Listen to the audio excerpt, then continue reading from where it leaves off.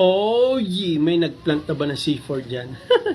Okay Ito na lang mga kalbin, cutting ng mga estudyante na lang. Ewan ko ba't cutting tawag dun.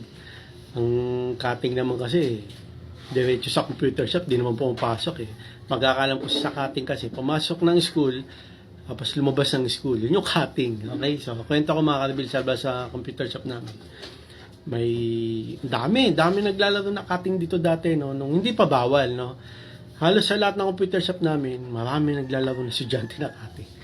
Okay, yun na. Kumakatok sila, no? Maga, 6 a.m., no? Mga kalbil, kakatok yan, no? Pinpak. Sa taas kami tulong. Kuya, palaro kami, dami kami, gagano. Sabi ko, aga nyo, Bumba ako dito, tapos binuksan ko yung pinto. Ano? Sabi, kuya, palaro kami, marami kami, Sabi, bakit mga pasok? Gumanon ako. Wala kaming teacher, kuya. Sabi ko, lagi na lang naman kayong walang teacher.